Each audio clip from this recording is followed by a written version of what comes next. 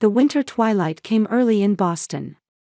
As snow began to dance on the cobblestone streets of Beacon Hill's upscale neighborhood, warm light glowed from the Montgomery family mansion. Elizabeth Montgomery returned home from work, took off her shoes at the entrance, hung up her coat, and heaved a deep sigh. There had been no progress on her promotion to partner at the architecture firm, and she was physically and mentally exhausted. "I'm home," she called out, and James's voice responded from the living room. "Welcome home, honey. How was your day?" Elizabeth entered the living room and found her husband sitting on the sofa. James set his tablet aside and smiled at Elizabeth. "I almost missed the last train again." "I'm sorry," Elizabeth said. "It's okay. I understand since I'm busy with work too," James nodded understandingly. "But don't you think you should consider slowing down a bit? Our time together is important too."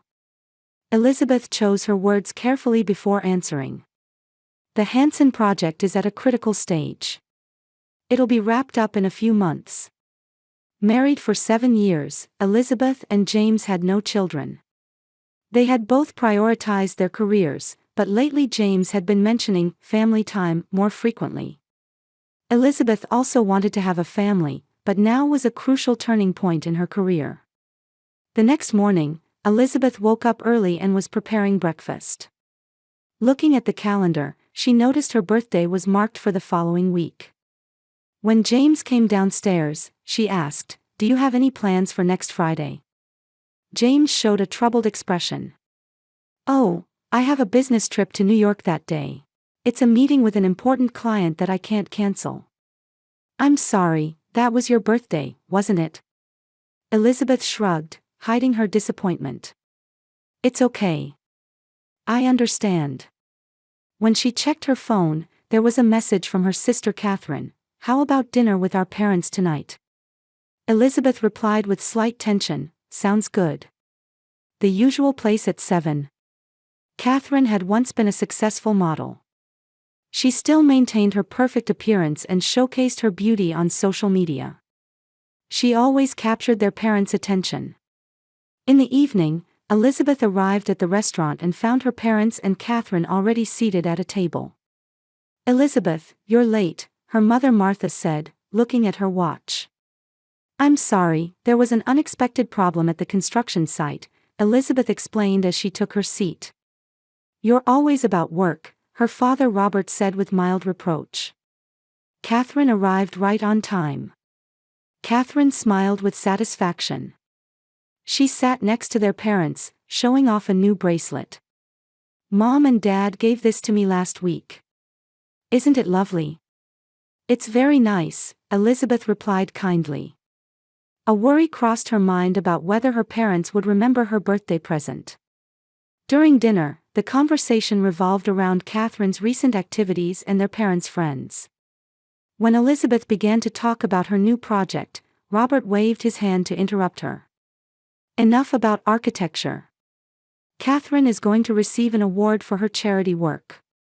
Listen to that."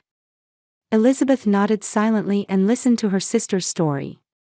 Though accustomed to being excluded from family conversations, she couldn't help feeling a pang in her heart. "By the way, Elizabeth," Martha suddenly asked, "is there any progress with James? I want to see my grandchildren." Elizabeth took a deep breath before answering. "We're both focusing on our careers right now. But in the future." "You're already 35, Martha said worriedly. "You can't wait forever." Catherine interjected, "Don't worry, Mom. Elizabeth always puts work first." Elizabeth remained silent. Despite her family's criticism and cold attitude, she continued to treat them sincerely. Every Christmas she prepared heartfelt gifts, and she organized gatherings for family anniversaries. That was her way. When she returned home, James was still up, working. Elizabeth briefly mentioned the dinner with her family and how her parents favored Catherine as usual. "Don't mind it," James said, embracing her shoulders. "You're a wonderful architect, and I'm proud of you." Elizabeth was comforted by her husband's words. Despite her family's coldness, at least her husband supported her, she thought. Elizabeth kissed James and headed to bed to prepare for an early start tomorrow. Morning light reflected off Boston's skyscrapers, and the construction site was bustling with activity. Elizabeth Montgomery, wearing a helmet, was in earnest discussion with the construction supervisor. The Hanson project had the potential to be a turning point in her career. If successful, she would certainly be promoted to partner at the firm. I want to adjust the placement of these pillars a bit to create a more open atrium, Elizabeth explained, pointing at the blueprints. Understood, Mrs. Montgomery. I'll give instructions for the changes right away, the construction supervisor nodded. Elizabeth smiled with satisfaction and surveyed the site. This complex was the crystallization of her talent. It embodied her philosophy of creating beautiful and functional spaces while being environmentally conscious. Her phone rang, and looking at the screen, she saw it was from the office. Hello, this is Elizabeth. Elizabeth, it's Roger. The client is requesting design changes. We need your response by the end of today, her boss's voice was urgent. I understand. I'll return right away. Elizabeth hung up and heaved a deep sigh. She called out to the construction supervisor, I need to return to the office. But before that, I'd like to check the upper floor once more. She began climbing the scaffolding. The fifth floor of the building was still just a framework, with temporary wooden flooring. Elizabeth walked carefully, checking the sense of space. Suddenly, there was a strange sound from beneath her feet. The wooden floor creaked and cracked. Mrs. Montgomery, be careful. The construction supervisor's warning came, but it was too late. Elizabeth felt the floor collapsing beneath her. She tried to grab onto something, but her hands caught only air. As she fell, for a brief moment, the faces of her family flashed through her mind. When she regained consciousness, Elizabeth was staring at a white ceiling. A dull pain dominated her body, especially her right leg, which hurt intensely. From around her came mechanical beeping sounds and the hurried footsteps of people. You're awake now, came a gentle voice. Elizabeth moved her eyes and saw a nurse standing beside her bed. She wasn't wearing a nurse's cap but a modern nurse's uniform. Her name tag read, Rebecca Martin. Where am I? Elizabeth's voice was hoarse. Massachusetts General Hospital, Rebecca explained. You had an accident at the construction site. You've broken your leg, but there's no danger to your life. You also suffered only a mild concussion to your head. You were really fortunate. Elizabeth tried to understand the situation slowly. How long was I unconscious? About 2 hours, Rebecca answered while checking Elizabeth's vital signs. We've already contacted your family, so they should be here soon. Family. That word brought Elizabeth back to reality. She searched for her smartphone. Where's my phone? Rebecca pointed to a small locker. It's over there. But first, you should rest. The doctor will be here soon. After Rebecca left the room, Elizabeth reached from the bed and took her smartphone from the locker. Looking at the screen, she noticed the date. Today was her 36th birthday. An ironic smile appeared on her lips. It looked like it would be a memorable birthday indeed. She first called James. After several rings, he finally answered. Honey, sorry. I was in a meeting. Did something happen? Elizabeth explained in a calm voice, there was an accident at the construction site, and I'm in the hospital now. What? James's voice was filled with surprise. Are you okay? I'm fine. Just broke my leg. But I'll probably have to stay in the hospital for a while. Oh, I see. James hesitated. Actually, I have that business trip to New York starting tomorrow. Should I cancel it? Elizabeth hesitated for a moment. No, go ahead. It's an important meeting, right? I'll be fine. Really? There was relief mixed in James's voice. You'll be okay by yourself. Yes, don't worry. After ending the call, Elizabeth sent messages to her parents and Catherine. Her parents immediately replied, "That's terrible. But we have a bridge club tournament this weekend. We'll come see you after that."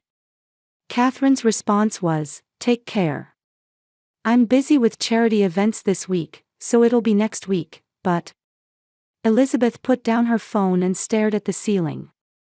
On her birthday, everyone in her family said they were busy. She tried to understand. Everyone has their own life. She often prioritized work too. Still, a sense of loneliness spread deep inside her. That night, after being examined by the doctor, Elizabeth was told she would need to stay in the hospital for at least a week. The fracture was complex and would require rehabilitation. When she returned to her room, Rebecca came in with a dinner tray. "Happy birthday," Rebecca said cheerfully. On the tray was a small cupcake with a single candle. "How did you know?" Elizabeth was surprised. "It was written on your admission paperwork," Rebecca smiled. "Spending your birthday in the hospital isn't fun, but I thought this might make it a little special." Elizabeth was touched, tears welling in her eyes. "Thank you, Rebecca." "You're welcome." Rebecca lit the candle. "Now, make a wish." Elizabeth closed her eyes and took a deep breath. What should she wish for? Health? Success? Love? She blew out the candle and gave Rebecca a grateful smile. "Will your family be coming?" Rebecca asked. "They're all busy," Elizabeth shrugged. "I understand." Rebecca gently held her hand. "I'm your assigned nurse, so call me anytime if you need anything." That night, Elizabeth lay in bed, gazing at the starry sky visible through the window. Phone calls and messages from friends brightened her mood a little. However, there was no contact from her family. Several days passed, and Elizabeth was beginning to get used to the monotonous life in the hospital room. James called occasionally but said, "The meetings in New York are running longer than expected," and never actually visited the hospital. Her parents and Catherine were the same. Only Rebecca was her sole comfort. "How are you today? Has the pain eased?" Rebecca asked cheerfully during her morning rounds. "A bit," Elizabeth smiled. "Thank you, Rebecca. I really appreciate your help." "That's my job," Rebecca replied kindly. "Besides, you're a wonderful patient. You never complain." Elizabeth laughed. "Complaining won't change anything." Rebecca opened the curtains, letting the morning light into the room. "The weather's nice today. You can enjoy the view from the window." Elizabeth sat on the bed and looked outside. The Boston cityscape spread out, with people going about their busy lives. She thought about her architecture firm and the site, feeling concerned. However, she had already been informed by the office that the project was progressing without problems despite her absence. "Are you bored?" Rebecca asked. "Should I bring you some books?" "I'm fine," Elizabeth picked up her smartphone. "With this, I won't be bored. I can read the news or check social media." Rebecca nodded. "I'll come back later then." Elizabeth opened her social media app and scrolled through her feed. Posts from friends and industry news flowed by. Then, she casually opened Catherine's profile. Her sister's latest post said, "Busy day at the charity event," with a photo taken in a luxurious hotel banquet room. Elizabeth smiled. At least her sister wasn't lying. She scrolled further and was looking at the list of accounts Catherine was following. There, her eye caught an unfamiliar account name. It was called Cat Lifestyle. Casually, Elizabeth tapped on that account. Looking at the account's profile picture, Elizabeth gasped. It was a small thumbnail, but the smile was somehow familiar. She tapped to open the account. The profile description read, "My real life and adventures." The private me I don't show to family and friends. No way. Elizabeth whispered. The account was private, but since Catherine was following it, she pressed the request button. Surprisingly, a few minutes later, she received an approval notification. It was clear that Catherine wasn't checking Elizabeth's social media account closely. As she began to view the posts, Elizabeth's hands started to tremble. It was undoubtedly Catherine's secret account. Unlike her usually perfectly curated posts, these were more raw and candid. Elizabeth's eyes caught the most recent post. It was dated 3 days ago, right after her hospitalization. The photo showed Catherine, their parents, and James smiling and toasting on the deck of a luxury cruise ship. Her husband, instead of being at important meetings in New York, was enjoying a cruise with her family. Tears fell from Elizabeth's eyes. With trembling fingers, she scrolled through other posts. There were posts showing preparations from a week ago and excitement before departure. Finally, the secret plan without Elizabeth is happening. She's always work, and doesn't understand our fun. But now we can enjoy without her. That was posted a few days before her birthday. Elizabeth felt an icy sensation enveloping her entire body. Her family and husband had planned a trip excluding her for her birthday. And even while she was hospitalized after an accident, they carried out that plan without changing it. The door opened, and Rebecca came in. "Mrs. Montgomery, it's time for your medication." She cut off mid-sentence. "What's wrong? Did something happen?" Elizabeth managed to squeeze out words, "My family is, while I'm in the hospital." Rebecca approached the bed and looked at the smartphone screen. "Oh no," she whispered. Elizabeth couldn't take her eyes off the screen. Catherine's post continued, "James is so good at lying to Elizabeth. I laugh every time he says, New York meeting." The post was accompanied by a photo of James relaxing poolside with a cocktail. His expression was more open and happy than Elizabeth had ever seen. "I've been deceived for years." Elizabeth's voice was hollow. Rebecca sat next to her and placed a hand on her shoulder. "Take a deep breath. This is such a shocking discovery." Elizabeth looked at older posts. There were many posts showing family-only gatherings held during her absence. While she was busy with work, her family was having fun excluding her. And James was always present at those gatherings. "They don't think of me as family," Elizabeth said painfully. She picked up her phone and decided to call James. After several rings, he answered. "Honey, what is it? Is there a problem?" From the background, music and voices typical of a cruise ship could be heard. Elizabeth tried to maintain her composure. "James, where are you right now?" There was a moment of silence. "Oh, I'm in New York. Just between meetings with clients." "I see." Elizabeth chose her words. "Is the meeting going well?" "Of course, it's going smoothly. I'm a bit tired, but it's an important business deal." James's voice was slightly tense. "I'll be back in a few days. Don't worry." Elizabeth smiled while looking out the window. "Enjoy yourself." "What?" "Enjoy yourself," she repeated in a whisper. "Really, enjoy yourself." "Elizabeth, what's wrong? Are you feeling unwell?" "No, I'm seeing things very clearly now." She hung up. Rebecca was watching Elizabeth intently. "What are you going to do?"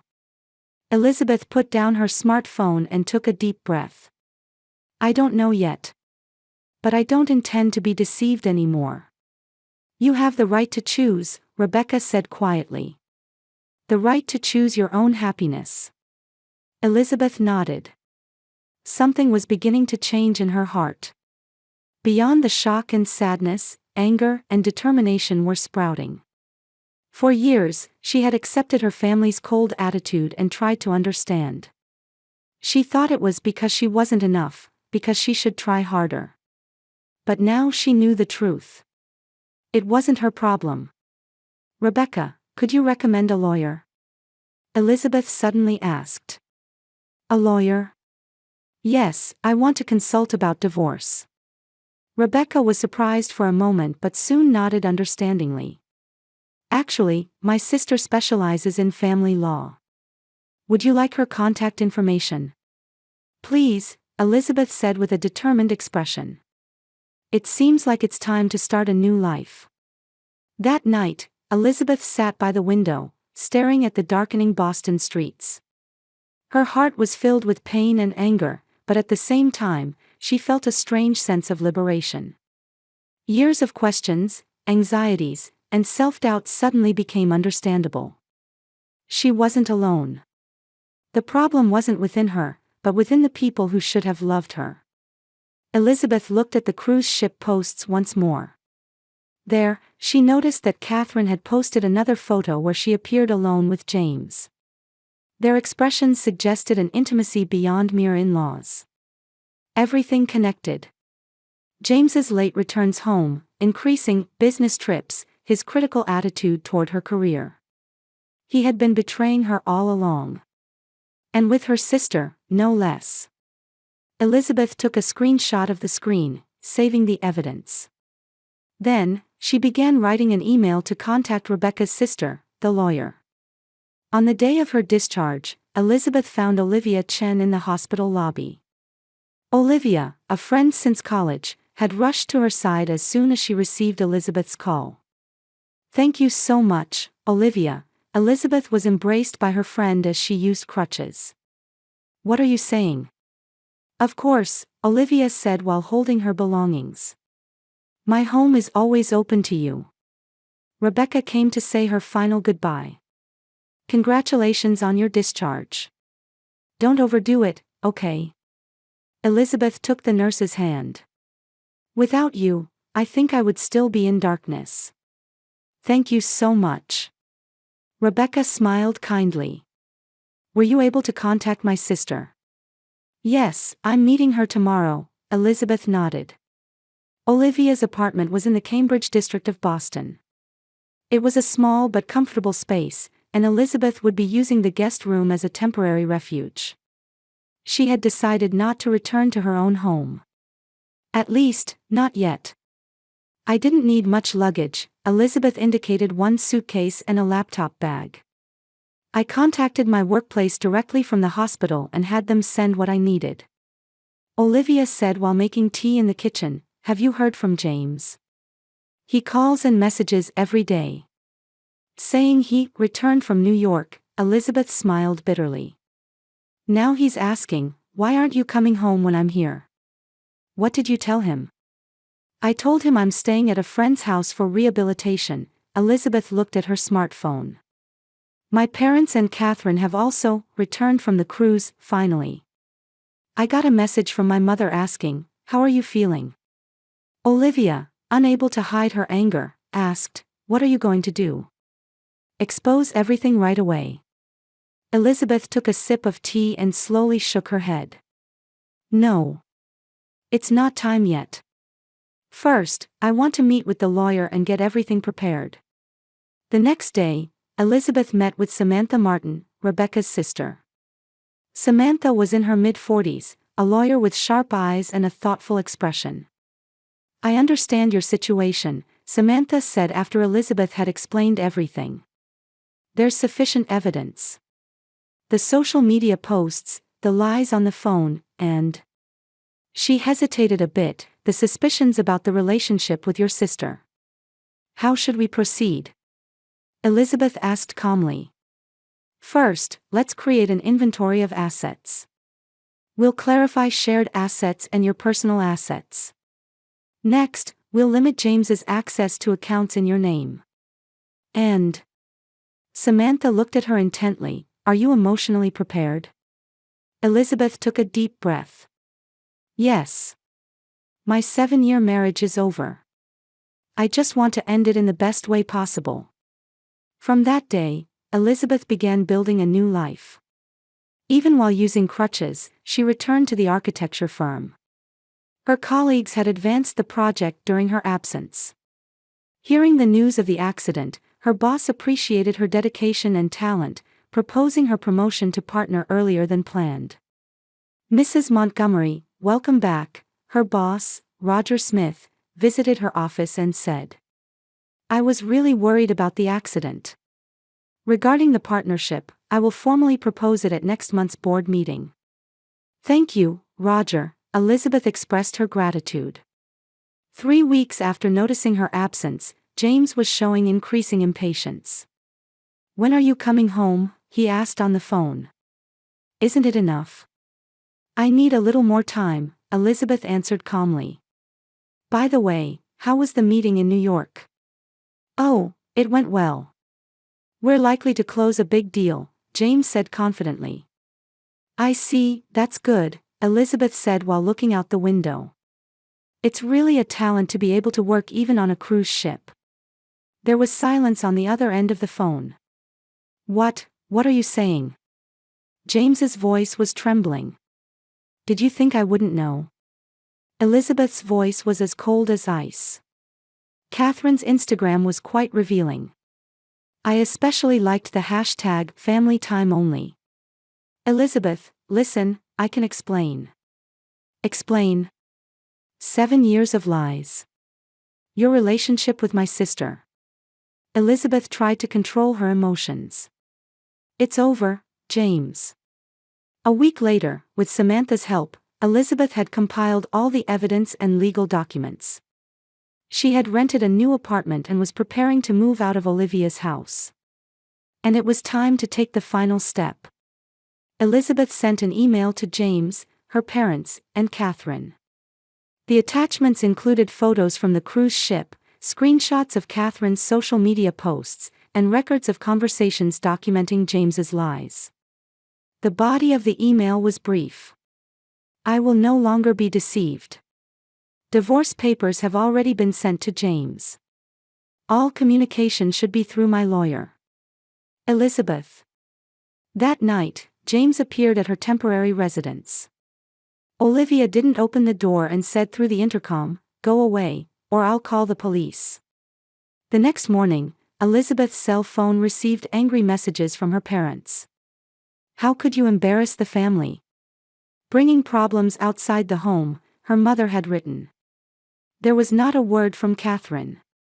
On the day Elizabeth moved to her new apartment, she stood on Olivia's balcony one last time, overlooking the city of Boston. Any regrets? Olivia asked, standing next to her. No, Elizabeth smiled. Rather, I think I should have done it sooner. But that too is part of my life. A few days later, she received a call from James's lawyer. He intended to contest the property division. Mr. Montgomery is demanding 70% of the shared assets, the lawyer said. Samantha responded calmly, I'm sorry, but that's unacceptable. We are prepared to detail Mr. Montgomery's infidelity in court, especially his relationship with our client's sister. The threat was effective. James softened his stance and agreed to the divorce on terms favorable to Elizabeth. One weekend, Elizabeth made a final visit to her parents' house. Martha opened the door. Her face was hard and cold. May I come in? Elizabeth asked. In the living room, Robert was reading a newspaper. He put it down when he saw his daughter. Have you come to apologize for destroying the family? He said in a harsh tone. Elizabeth stood before them, looking straight into their eyes.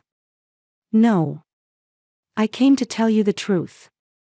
A real family doesn't betray each other. I've always sought your love. But now I understand. I have the right to live my own life. Martha pursed her lips. You were always selfish. No, Mother, Elizabeth said quietly. I just learned my worth. She headed for the door. Looking back, she said finally, goodbye. I hope someday you'll understand what a true family relationship means. 2 years later, in Boston spring. Elizabeth was gazing at the sparkle of the Charles River from the window of her architecture firm, Wilson Design Group. Half a year after the divorce, she had become independent and established her own company. Now with a staff of 10, she was building a reputation for sustainable architectural design. The preparations for the 4 o'clock meeting are ready, her assistant Jessica handed her some documents. Thank you, Elizabeth smiled. And have all the invitations for my birthday party been sent out? Yes, sent to everyone. Rebecca and Matthew have already replied that they'll attend. Elizabeth nodded with satisfaction. Her life after divorce had become richer than she had imagined. She had become close friends with the nurse Rebecca, and through that connection, she met Rebecca's brother Matthew. Matthew was a pediatrician, and his kindness and sincerity gradually healed the wounds in her heart. They had been dating for a year, and now spent most weekends together. Leaving the office, she drove to the Hope House Orphanage in East Boston. She had taken on this rebuilding project for the facility at no charge. Ms. Wilson, we've been waiting. Director Harris of the orphanage greeted her. The children have been looking forward to meeting you. Elizabeth waved to the smiling children as she surveyed the new playground under construction. Her belief that family is not just about blood ties was embodied in this project. One day, a letter arrived at her office. It was from Catherine. Elizabeth. I'm not asking for forgiveness. We're paying the price for our actions. James is under investigation for investment fraud and has lost his job. My modeling career is also over. Our parents lost their savings in James's investments and are now living with me. Ironically, we're now forced to consider the true meaning of family. Elizabeth placed the letter on her desk and stared out the window. She felt neither anger nor joy. She just reaffirmed that her choices had been right. That weekend, Elizabeth was having breakfast with Matthew at a small cafe in Beacon Hill. What are you thinking about? Matthew asked.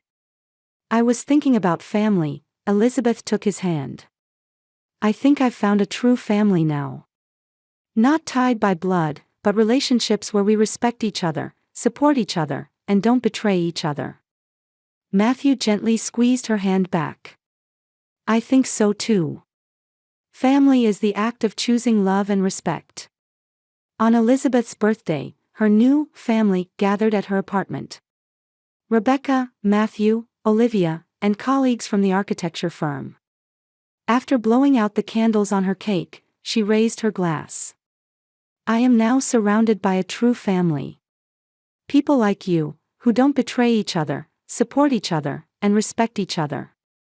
Blood may be the beginning of family, but it certainly doesn't define it. Matthew stood beside her and took out a small jewelry box. As the room fell silent, he knelt down. Elizabeth, will you create a new family with me? Tears welled in her eyes, and a heartfelt smile spread across her face. Yes, gladly. Her birthday was no longer a symbol of loneliness and betrayal. It had become a day of new beginnings.